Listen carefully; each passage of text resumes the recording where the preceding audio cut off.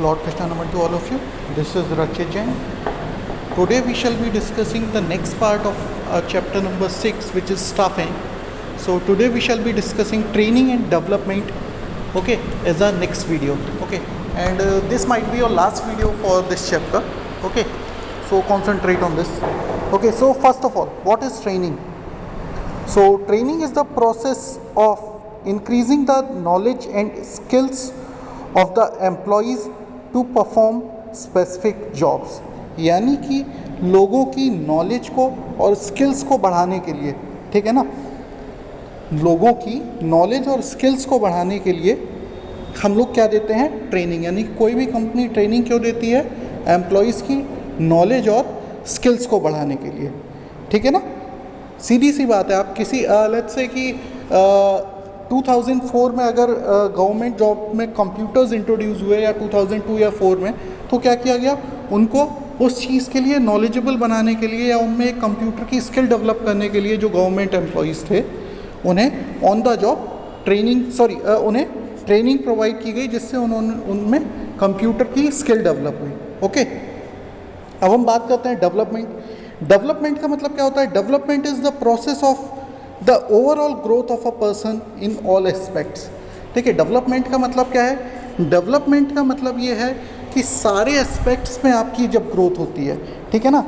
आप किसी भी कंपनी में खुद को पूरी तरह से प्रेजेंटेबल बना सकते हैं, ठीक है। ये नहीं कि आपके पास स्किल है तो आप परफेक्टली डेवलप्ड हो गए, नहीं।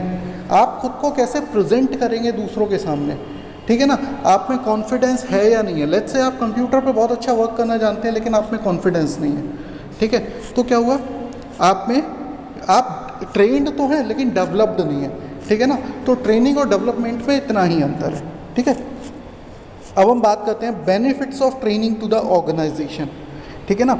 अगर हम बात करते हैं कि बेनिफिट्स क्या होते हैं ऑर्गेनाइजेशन को, ठीक है, तो अगर हम बात करते हैं सबसे पहले बेनिफिट्स क्या होते हैं ऑर्गेनाइजेशन को। Training imparts systematic learning to employees, thereby helping to avoid wastage of efforts and money and is considered better than the hit and trial method. अब देखिए, आप किसी व्यक्ति को लेट्स से रिक्रूट कर लेते हैं, ठीक है, या सिलेक्ट कर लेते हैं जॉब के लिए, ठीक है, और उसको बोल देते हैं कि तुम काम करना शुरू करो, करते करते सीख जाओगे, ठीक है। तो वो क्या हुआ? वो एक हिट एंड ट्रायल मेथड हुआ। हो सकता है वो आपकी जो एफर्ट्स हैं, यानी कि उसने 2 घंटे कोई काम किया और बाद में बर्बाद कर दिया, ठीक है, तो क्या हुआ? आपका वो काम सक्सेसफुल नहीं हुआ, ठीक है। वो क्या हुआ? वेस्टेज ऑफ एफर्ट्स और वेस्टेज ऑफ मनी भी, ठीक है ना। तो ये चीज़ नहीं करनी होती। इसीलिए ट्रेनिंग क्या होती है कि एक सिस्टमेटिक लर्निंग। आप क्या करोगे? आप उसे तरीके से सिखाओगे सारी चीज़ें। जैसे मैंने अभी आपको एक कंप्यूटर का एग्जांपल दिया कि अगर कंप्यूटर लेट्स से कि गवर्नमेंट ऑफिसेज में सीधे सीधे कंप्यूटर रख दिए जाते और कहते हैं आप चलाते चलाते सीख जाओगे, तो क्या वो सही तरीका होता? हो सकता है कंप्यूटर्स ख़राब हो जाते या काम सही से नहीं होता, ठीक है ना। तो वहाँ पे क्या किया गया? लोगों को पहले उसकी ट्रेनिंग दी गई, यानी कि सबसे पहले कंप्यूटर के बारे में सिखाया गया, बेसिक्स सिखाए गए, ठीक है ना। आप भी जब जैसे कंप्यूटर सीखेंगे तो आपको क्या किया जाएगा? आपको पहले बेसिक्स सिखाए जाएंगे कि इसको ऑफ़ कैसे करना है, ऑन कैसे करना है, ठीक है, ये सारी चीज़ें सिखाई जाएंगी, ठीक है। तो इन सारी चीज़ों के बाद आपको बाकी चीज़ें सिखाई जाएंगी कि उसमें एडवांस लर्निंग कराई जाएगी, ठीक है। तो ये क्या है? एक सिस्टमेटिक तरीका होता है। जब भी हम लोग ट्रेनिंग को देते हैं तो ट्रेनिंग देने का एक सिस्टमेटिक तरीका होता है। Next, training increases the morale of the employees and reduces absenteeism and employee turnover. अब देखिए क्या होता है कि जब भी एम्प्लॉय को ट्रेनिंग मिलती है, ठीक है, तो ट्रेनिंग मिलते टाइम एम्प्लॉय को ये लगता है कि हाँ, हमें कुछ ऑर्गेनाइजेशन समझती है तभी हमें ट्रेनिंग देके मतलब आगे बढ़ाने की कोशिश कर रही है, ठीक है ना। तो एम्प्लॉय मन से काम करते हैं। एब्सेंटीज़ यानी कि माइंड से एब्सेंट नहीं रहते, अरे यार वही का वही चल रहा है। ट्रेनिंग से क्या होता है ना, आप कोई नई चीज़ ला रहे हैं तभी तो ट्रेनिंग दे रहे हैं ना। तो जब भी आप किसी को कोई नया काम करने को देंगे तो वो अच्छे से काम करेगा, ठीक है ना। तो इससे क्या होता है? एम्प्लॉयज़ का टर्नओवर, यानी कि एम्प्लॉयज़ जो आपकी ऑर्गेनाइजेशन को छोड़ना भी कम कर देते हैं। Next, training equips the future managers who can take over in case of emergency. अब देखिए क्या होता है कि आपने अगर लेट्स से जो असिस्टेंट मैनेजर्स थे, ठीक है, या लेट्स से जो आपके इंटर्न्स थे, उनको भी आपने ट्रेन किया, ठीक है ना, उनको भी आपने तरीके से ट्रेन किया तो क्या होगा कि ट्रेनिंग ने क्या किया, जो ऐसे लोग थे जो असिस्टेंट मैनेजर्स थे उनको भी इमरजेंसी के लिए तैयार कर दिया कि अगर इमरजेंसी आती है तो वो भी आपकी ऑर्गेनाइजेशन में मैनेजर का काम संभाल सकते हैं, ठीक है ना। Next, benefits of training to the employees. अब देखिए एम्प्लॉयज़ को क्या बेनिफिट होते हैं ट्रेनिंग के। Training leads to better career of individual due to improved skills and knowledge during training. अब देखिए क्या होता है कि एम्प्लॉय की स्किल बढ़ जाती हैं, ठीक है ना, तो उनका करियर क्या होता है, वो करियर उनका ग्रो करने लगता है क्योंकि उनकी स्किल्स बढ़ गई, ठीक है ना। Next, it helps an individual earn more due to increase productivity. देखिए आप कोई नई चीज़ सीख गए, ठीक है, तो क्या होगा, आप एक प्रमोशन के हकदार हैं, प्रमोशन नहीं हुआ तो आप कहीं और जॉब ज्वाइन कर सकते हैं और आप ज़्यादा सैलरी पा सकते हैं क्योंकि आप में एक स्किल नई डेवलप हो गई। It makes the employee more efficient in handling machines and less prone to accidents. वही कंप्यूटर वाला एग्जांपल दोबारा ले लेते हैं कि अगर गवर्नमेंट जॉब्स में कंप्यूटर जब आए थे, ठीक है, तो जब लोगों को ट्रेन करके उस कंप्यूटर को हैंडल करना बताया जाएगा तो लोग उसको अच्छे से हैंडल करेंगे, ठीक है, तो क्या होगा कि जो मशीनरी है वो बहुत सही से हैंडल होगी और उसमें एक्सीडेंट होने की संभावनाएं कम रहेंगी, ठीक है। It increases the satisfaction and moral of employees. देखिए क्या होता है कि जब भी आपको कोई चीज़ सिखा के चलाने के लिए दी जाती है ना, तो क्या होता है आपके अंदर सेटिस्फैक्शन आता है और मोरल आता है कि हाँ मेरे को ये चीज़ आती है तो मैं इसको कर सकता हूँ, ठीक है ना, तो आपका मोरल हाई रहता है। अब हम बात करते हैं मेथड्स ऑफ ट्रेनिंग। दो तरह के मेथड्स होते हैं, on the job training end of the job training. On the job training यानी कि जॉब के साथ साथ आपको ट्रेनिंग भी दी जा रही है, और ऑफ द जॉब ट्रेनिंग पहले ट्रेन किया गया बाद में आपको काम करने के लिए दिया गया, ठीक है ना, पहले ट्रेनिंग दी गई काम बाद में करने के लिए दिया गया, ठीक है। तो समझ लेते हैं सबसे पहले मीनिंग क्या है ऑन द जॉब ट्रेनिंग का। Under this method the employees are provided training at the actual work place. वही मैंने आपको बताया कि काम के साथ साथ ट्रेनिंग। और off the job training, under this method the employees are provided training at a place away from the actual work place, okay. अगर हम बात करें तो लेवल ऑफ एम्प्लॉयज़ क्या होता है, on the job training method is more suitable for the employees at lower level. बिल्कुल सीधी सी बात है, जितना हायर लेवल होगा उतना ही on the job training suitable नहीं होती। रीज़न क्या होता है कि अगर आप लेट्स से कोई बहुत हाई लेवल पे कोई हाई मशीनरी यूज़ करने वाले लोगों को ऑन द जॉब ट्रेनिंग अगर दे रहे हैं तो क्या होगा, वहाँ पे ये हो सकता है कि कोई आप बहुत कॉस्टली मशीन को अगर कोई हैंडल कर रहा है, ठीक है, या हायर लेवल पे कोई बहुत ज़्यादा बड़े ट्रांजैक्शंस को हैंडल कर रहा है आपकी कंपनी के, और आप उन्हें ऑन द जॉब ट्रेनिंग देते हैं तो हो सकता है उनसे गलती हो जाए और नुकसान हो जाए। इसीलिए लोअर लेवल पे कौन सी सूटेबल रहती है, ऑन द जॉब ट्रेनिंग, और अगर हम बात करें हायर लेवल्स पे ऑफ द जॉब ट्रेनिंग, ठीक है। नेक्स्ट है हमारा मेथड्स। अगर हम मेथड्स की बात करते हैं तो ऑन द जॉब ट्रेनिंग में कौन कौन से मेथड होते हैं, इंटर्नशिप, ट्रेनिंग, अप्रेंटिसशिप, और उसके बाद अप्रेंटिसशिप, ट्रेनिंग, कोचिंग एट्सेट्रा, ठीक है ना। ये क्या होता है, ये ऑन द जॉब ट्रेनिंग के तरीके होते हैं। ऑफ द जॉब ट्रेनिंग तरीकों की अगर हम बात करते हैं तो वो होते हैं हमारे वेस्टुएबल, ठीक है ना, वेस्टुएबल ट्रेनिंग, कॉन्फ्रेंस, सेमिनार एट्सेट्रा। देखिए कॉन्फ्रेंस सेमिनार सीधे सीधे आपको इंस्ट्रक्शंस दे दिए गए, ठीक है, और आप उससे समझ गए।